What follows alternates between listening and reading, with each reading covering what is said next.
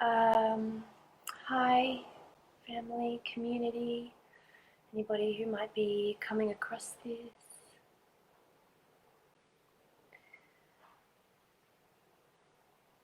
Hello, family, community, anybody who might be coming across this.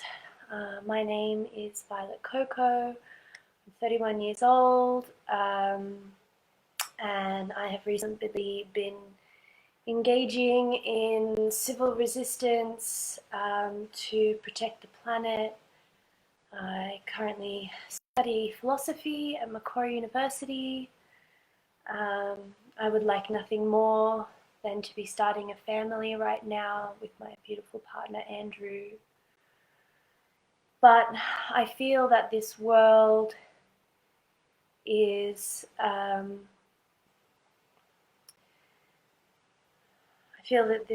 not safe to bring a child into it.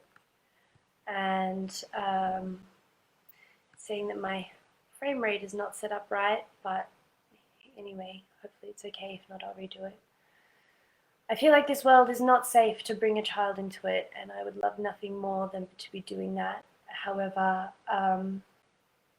instead I choose to make it my duty to protect all the children who are already in this world and those that are still to come.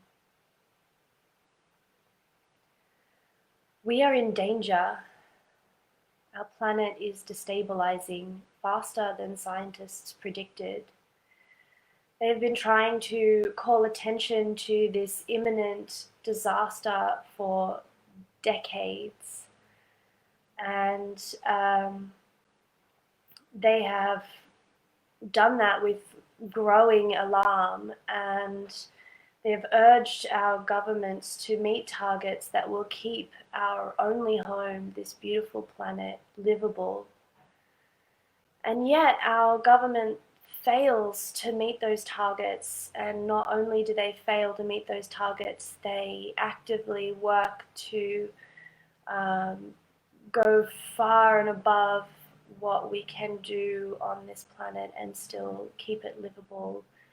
Our environment minister has approved well over 6 new coal mines in the last few months, and so now the Intergovernmental Panel of the world's leading scientists on the planet, the climate, geologists, all kinds of scientists come together to talk about this issue and to share their research, and they have warned that we are in for an atlas of suffering, and that the window to our livable planet is rapidly closing.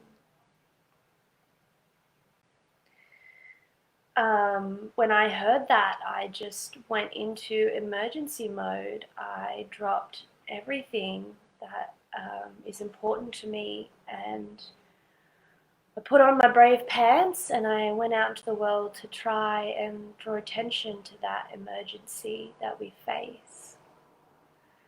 And throughout history, when mass injustice has occurred, a few brave people have stepped outside social expectation and disrupted the lives of ordinary people to draw attention to the crisis. In their time, these people are hated, but now we know them as Rosa Parks, as Martin Luther King Jr., as Mahatma Gandhi, as the suffragettes, as Charles Perkins, and many, many more. These brave souls have sacrificed their freedom, social status, family, and even their lives to make a better world. And we write of them in the history books as being pivotal to the change that the world needed. So, here I am to give you some insight into what it looks like to be a conscientious objector to the omnicide of our planet in Sydney.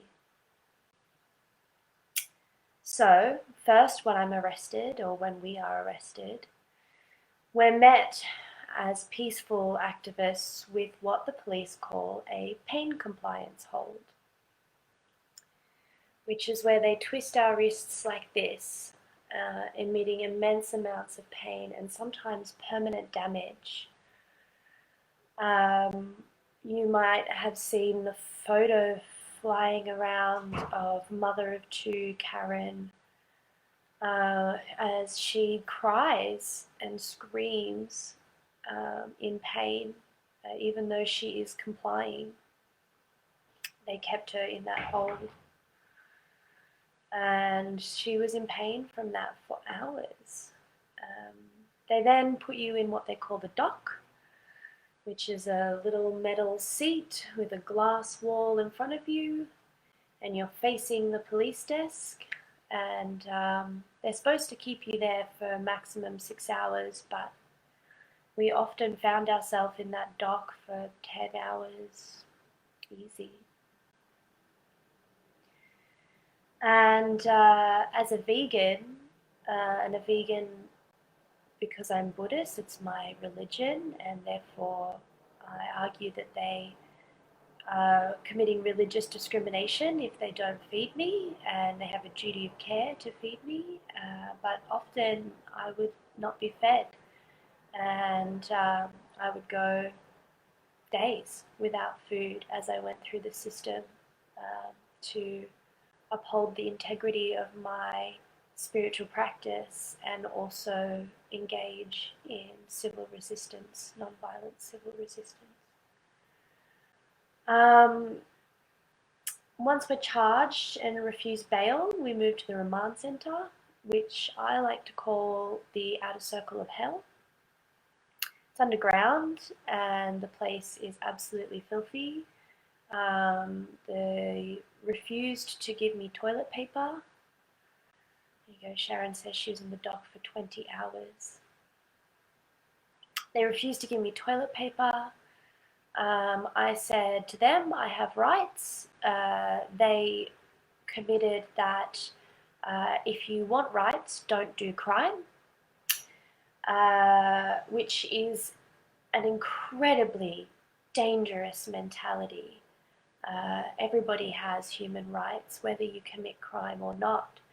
And I would really like to, at this point out that, this is the system that First Nations people have been calling out to everyone, saying, this is unjust, this is unfair, this is dangerous, this is not a justice system. People come to this remand centre before they've been charged, and even if you have been charged, you still have rights. I turned to one woman and said, if I don't have rights, does that mean that this gentleman here can rape me and you won't do anything about it? And she laughed. So if you haven't already seen it, I would like you to please watch Incarceration Nation, and please,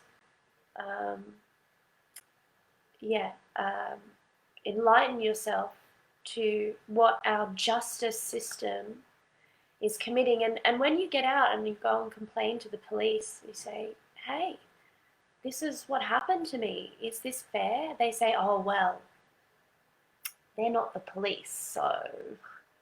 But the police put my body physically in their care. They had me in cuffs, men with guns, put me in a box with these people who think that I have no rights just because I ended up in their facility. This is the justice system in Sydney.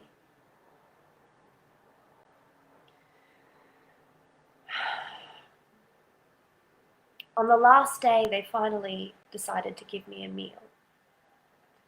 And that meal was a plate of still frozen broccoli. I laughed because that's all I could do.